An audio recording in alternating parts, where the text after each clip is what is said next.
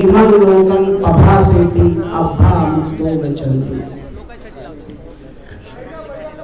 हमारे मंच पर उपस्थित परम पूज्य रेवत भंते जी, जो हमारे संघ नायक हैं, श्रीलंका के होते हुए भी इन्होंने अपना सारा जीवन भारत में बाबा साहेब के मिशन को, भगवान बुद्ध के संदेश को आगे लाने के लिए। उनके बगल में बैठे हैं भंते हर्ष बोधी जी, और ये बड़े हर्ष की बात है कि आज यदि मुनियाचार्य जी यहाँ पर उपस्थित हैं, उनको जेल से निकालने में हर्ष बोधी ने बहुत बड़ा संघर्ष, और उस संघर्ष की देन है कि हमारे मुनियाचार्य जी यहाँ पर बैठे हुए हैं। इसी के साथ साथ एक ऐसे भिक्षु, यहाँ पर हम अभी बात कर रहे थे कि कोई शेर है तो कोई कुत्ता है, लेकिन एक ऐसा भिक्षु, चाहे शेर हो, चाहे कुत्ता, चाहे गीदड़ हो, सभी को एक समान रखते हैं, भंते ज्ञान ज्योति जी। अभी जो बौद्ध समन्वय समिति है, उसकी शुरुआत करने में बहुत बड़ा योगदान हमारे निगम साहब का है, जो राजेंद्र साहब के जय भीम मिशन से हैं। उनके साथ साथ बाबा साहेब के लहू को, बाबा साहेब का जो खून है, उसको आज हम उन जिनकी रंगों में बह रहा है, भीमराव साहब हमारे साथ बैठे हुए हैं, बड़ा गर्व होता है उनसे। हिमांशु सोनी जी और सभी लोग, मैं जिनका नाम नहीं जानता, लेकिन एक भिक्षुणी जो महाराष्ट्र में उत्पन्न होकर के, एक सैनिक परिवार में उत्पन्न होकर के, एक शेरनी की तरह से पूरे भारत में दहाड़ती है, भिक्षुणी पूर्णिमा भी यहाँ पर उपस्थित है। इस प्रोग्राम का आयोजन करने वाले राकेश धारवाले, जिनको मैंने देखा कि चाहे वो नागपुर की बात थी, जब तक मुनियाचार्य जी अंदर रहे हैं, तब तक वो बाहर से नागपुर और जेल के चक्कर लगाते रहे, राकेश धारवाले जी।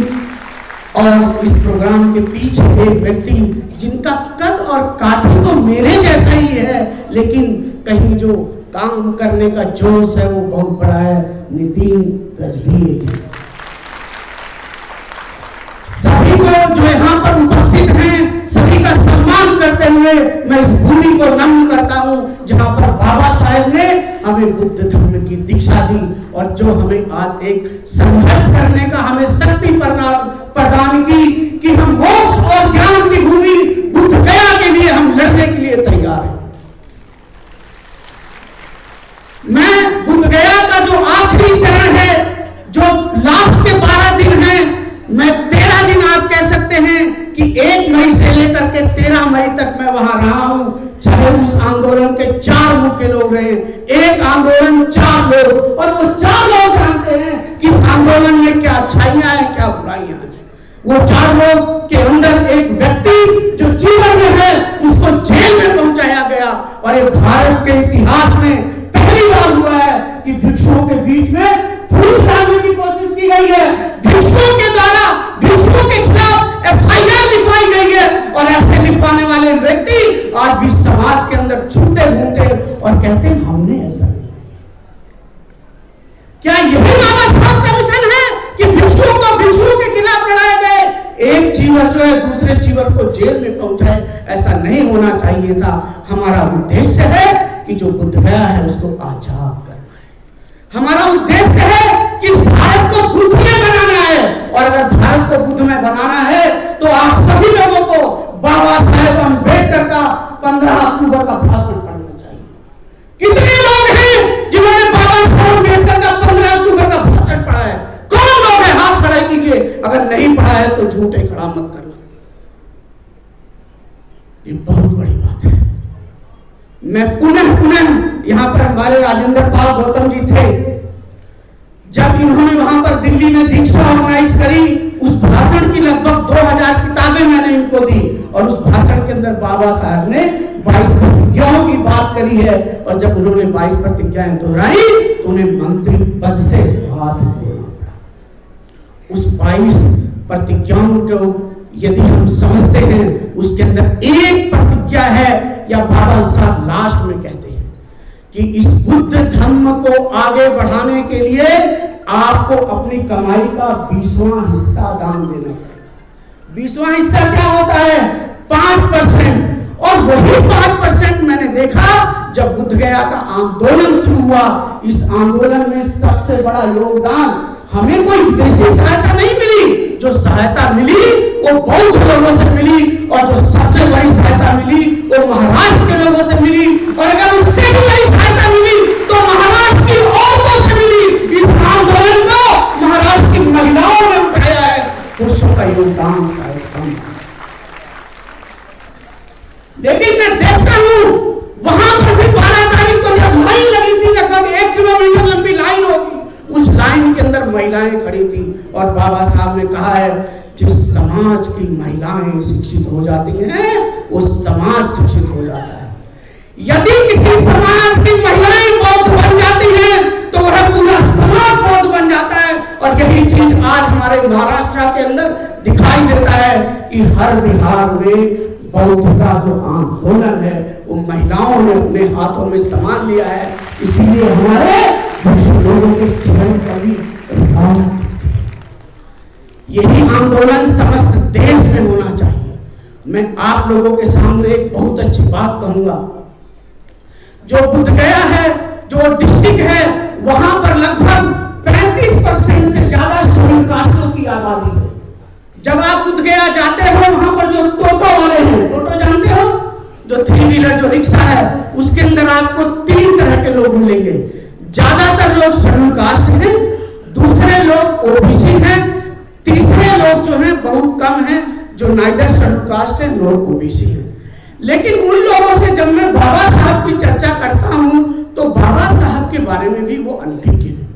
यदि हम बुद्ध गया के आंदोलन को जीतना चाहते हैं तो हमें बुद्ध गया के साथ साथ बिहार के अंदर अम्बेडकरी आंदोलन लाना होगा। उन घरों में जाकर के जय भीम और नमो बुद्धाय का नारा बढ़ाना होगा।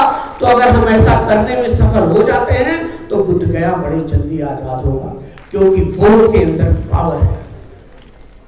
जो भिक्षु यहाँ बैठे हुए हैं, मैं कहता हूं हम एक मुहिम चलाते हैं।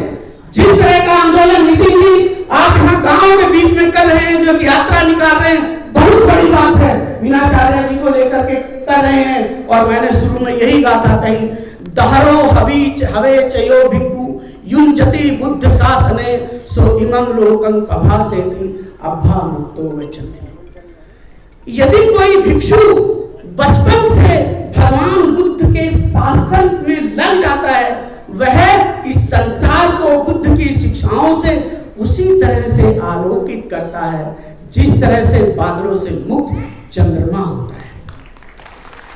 आज हमारे समाज के अंदर शिक्षित और विद्वान भिक्षुओं की कमी है। इसी नागपुर की भूमि में एक भिक्षु ने काम किया जिनका नाम था भगवंत आनंद कौशल्या। एक और भिक्षु ने जिन्होंने नालंदा का निर्माण किया, भिक्षु जगदीश काश्यप। एक और व्यक्ति है जिनका नाम है राहुल सांकृत्यायन। इन राहुल सांकृत्यायन को अगर समझना है तो आप जाकर के पटना की म्यूजियम देखो, खच्चरों पर लाद करके, और पैसे किसने दिए थे उन्हें जानते हो? श्रीलंका के घंटे में पैसे दिए थे, लाद करके बौद्ध साहित्य लेकर के आए। लेकिन मैं देखता हूं भारतवर्ष के कुछ अनभिज्ञ अज्ञानी अनपढ़ भिक्षु लोग उन तीनों के ऊपर लांछन लगाते हैं कि ये ब्राह्मणवादी है। ऐसा नहीं होना चाहिए। जो भिक्षु ऐसा करता है उसको सीखना चाहिए। कोई भिक्षु चाहे किसी भी जाति का हो, हमें उसका सम्मान करना होगा जब तक वो बुद्ध की बात को कह रहा है। हमें किसी भिक्षु की जाति को नहीं उचितना होगा। मैं बहुत ज्यादा समय नहीं लूंगा क्योंकि नितिन जी की निगाहें मेरी तरफ है। कभी और समय होगा हम बैठेंगे। विनय चालिया जी, जब आप जेल में थे, नितिन जी लाए, हम यहाँ पर बैठ के आपकी बात कर रहे थे कि आपको जेल से बाहर निकालना चाहिए। आज आप यहाँ पर हैं, हम आपके साथ खड़े हैं, लेकिन आपको भी सभी को साथ में लेके चलना होगा। एकला चलो, एकला चलो, एक नीति में हम सफल नहीं हो सकते हैं। हमें संगठित होकर चलना होगा। और यहाँ पे बहुत सारे लोग कहते हैं हमें बुद्ध नहीं युद्ध चाहिए, लेकिन मैं आप लोगों को एक बात बताता हूँ कि हमें बाबा साहब ने खून बहाने का रास्ता नहीं दिया, हमें बाबा साहब ने स्याही बहाने का रास्ता दिया है। ये जो संविधान की लड़ाई है, हम स्याही से जीते हैं। आज हमारे देश में क्या हो रहा है, बाबा साहब के बाद में जो हमारे नेता होते थे उनके हाथ में कलम हुआ करती थी, लेकिन आज वो कलम गिर गई, उनके हाथों में मूछें आ गई है। देखा है, ऐसा नहीं देखा है। हमें पुनः बाबा साहब की इस कलम को उठाना होगा और इस कलम से लड़ाई लड़नी होगी। आज बाबा साहब को संसार क्यों मानता है? क्या उनके हाथ में तलवार थी? क्या उनके हाथ में गदा था? क्या था उनके हाथ में? अगर बाबा साहब के हाथ में कुछ था तो ज्ञान था और कलम थी। हमें अपने बच्चों के हाथ में, अपनी पीढ़ियों के हाथ में, इन भिक्षुओं के हाथ में कलम आनी चाहिए, किताब आनी चाहिए। महज किसी को ब्राह्मण कह के गाली बक के, हिंदू कह के गाली बक के आप आंदोलन नहीं जीत सकते हो। आपको संविधान के अंतर्गत काम करना पड़ेगा। और ये संविधान किसने दिया है? भारत भाग के विधाता डॉक्टर बी.आर. अम्बेडकर।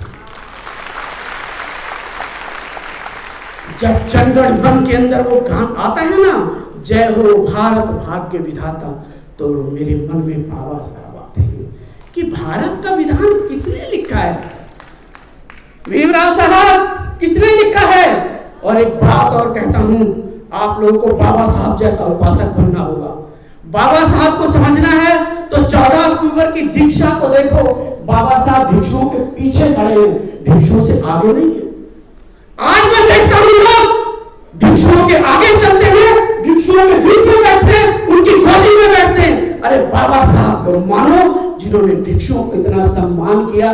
भीमराव साहब, हमको भी उतना सम्मान देना पड़ेगा।